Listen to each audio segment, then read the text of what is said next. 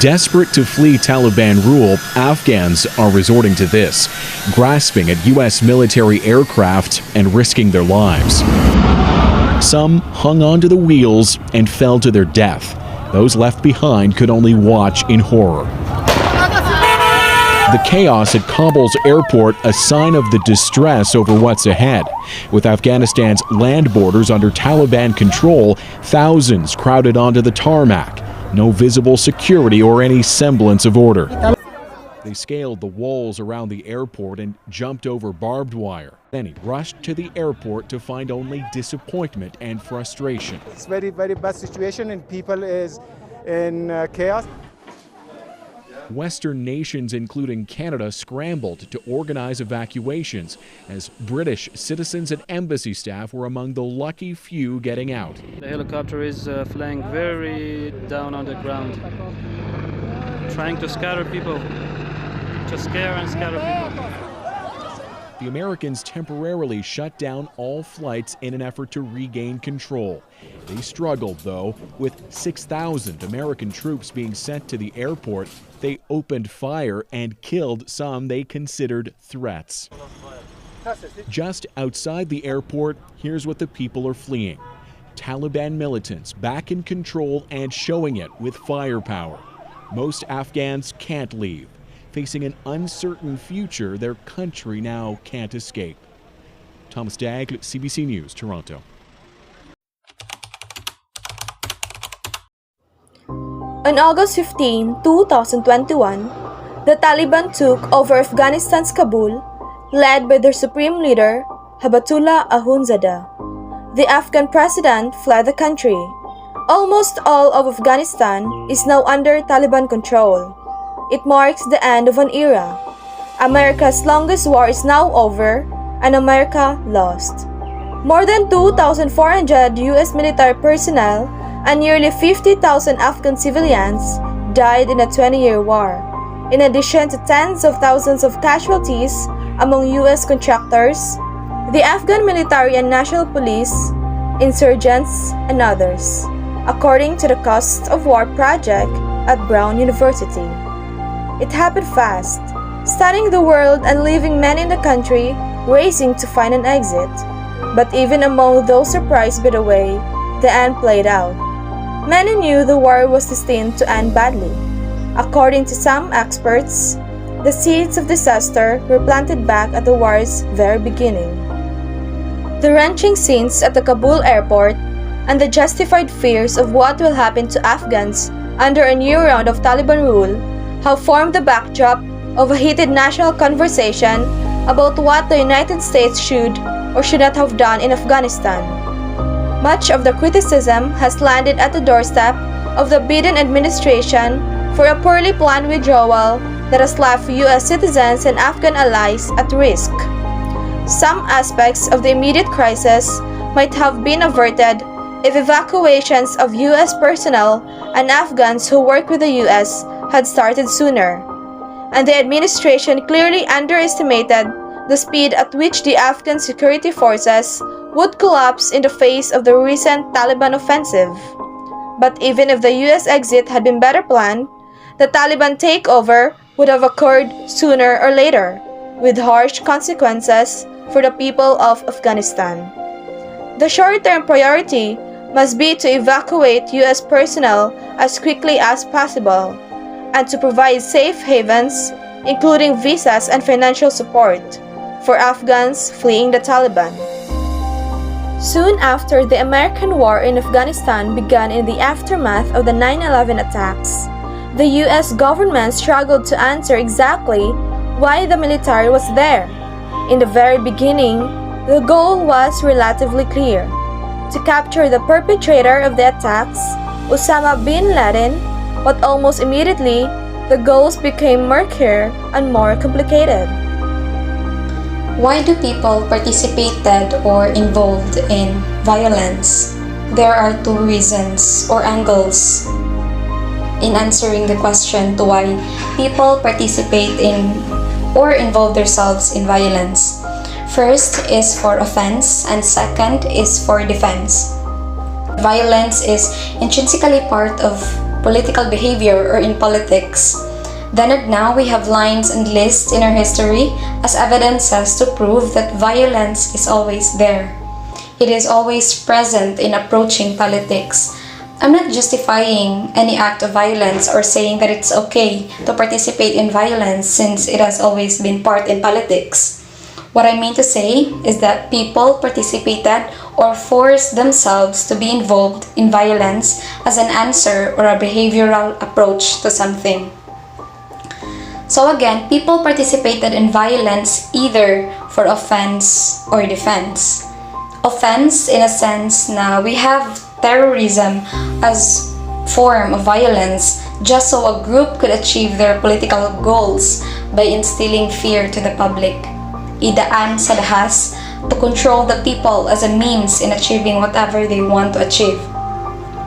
Example is in Afghanistan, the recent happenings in Afghanistan, nanong na may violence, just so Taliban could take over Afghanistan for them to be able to implement their conservative view on how to rule or govern the people. That was what they claimed, na they don't mean harm. Their takeover doesn't mean war. It will be a peaceful takeover as long as the people would follow. But of course, I don't believe them because baka ko na dyan na sila sa una pa. But that was what I mean for violence as an offense. Then, from there, others get involved in violence even if they don't mean to or want to as a defense. Like the attempt of Afghanistan military to resist the takeover of Taliban. Because I've read that Afghanistan has never seen peace for 20 years. So clearly, even if the US claimed that their withdrawal to help Afghanistan was due to the reason that American troops should not be fighting or dying in a war that the Afghanistan forces not willing to fight for themselves. That was the exact statement. But knowing that they have never seen peace for 20 years is a testament that somehow they also tried to resist the Taliban takeover or any attempt of takeover. So that was the violence being used as a defense. How does violence shape people's behavior politically? Violence is a word common to us all, and a majority of us have encountered what it's like to see this word in action. Today, we're currently facing the violence brought by the pandemic, where it has already killed millions of people all around the globe, and it continues to do so until now. We have also seen various forms of violence, such as war, poverty, violence against women, race, and gender. And just recently, Taliban took over Afghanistan, which left the whole citizen of Afghanistan in devastation. And it was so tragic because the people in Afghanistan spent their whole life fighting for their country, only for it to be taken away in the end. And the remnants of that violence continues to haunt the people in Afghanistan. So according to a study, violence affects the political participation of an individual, such as voting. While some will get to be more politically active, some people would tend to stay at their home because of fear of violence. Just like the terrorism in Afghanistan, in which it undermines the rule of law and justice, wherein the anti-government elements restrict people's access to justice and then they apply their own justice system which deprives people of access to justice. Thus, individuals may withdraw themselves from society and are less likely to participate in community activities due to a lack of trust with the government, who are unable to handle the chaos which restricts the environment for the people to enjoy their fundamental rights and freedoms. Ergo, violence shapes our behavior politically because it pushes us to fight and defend our rights, and we gain a deeper understanding of a certain cases of violence. But at the same time, violence can be a major factor why an individual lacks participation in society or any political events such as voting. Describe or explain the political behavior being shown in your presentation. The chaos in Afghanistan has something to do with identity politics. Identity politics is when people of a particular race, ethnicity, gender, or religion form alliances and organize politically to defend their group's interest. It also refers to political action that is initiated and or executed by members of a political community with the aim of protecting their group interest. Oftentimes, the political action is targeted towards the state or its incumbent by a group supposedly oppressed on the basis of their identity.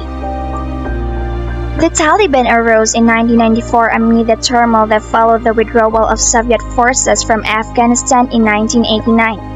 The group was rooted in rural areas of Kandahar province, in country's ethnic Pashtun heartland in the south.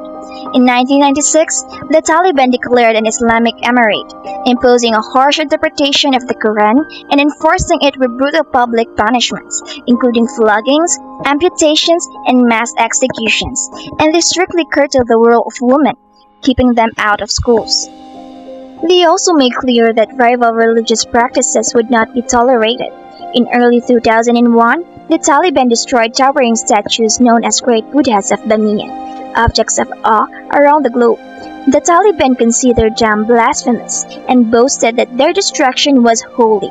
It is easier to destroy than to build, observed the militant's Minister of Information and Culture.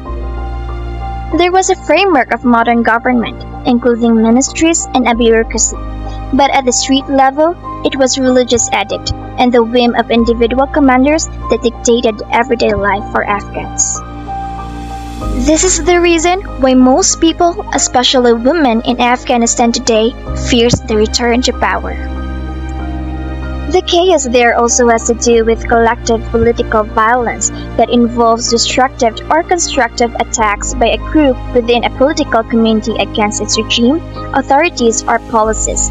It is expressed through different means such as physical or mental attack, which involves direct or indirect aggressions against a structure, a group, or an individual. Political violence is defined as the commission of violent acts motivated by a desire, consciously or unconsciously, to obtain or maintain political power. Political violence is rampant around the world at intra and interstate levels. Most of these conflicts have involved violence including homicide, arson, and destruction of property. Samuel P. Huntington and Third Robert Kerr advocate that preservation of cultural identity by states is a central issue of national and transnational violent politics, and that the fault lines between civilizations are becoming primary fronts of geopolitical conflict. The Taliban wants a participatory government with various components of the Afghan people. The fundamentalist force that seeks to install Islamist law bleeds across the country, overrun one city after another, and entered Kabul. Negotiators representing the national government were in talks with the Taliban's political leadership on Sunday about an agreement on a transitional administration. Taliban officials told Reuters there were no plans for a transitional government.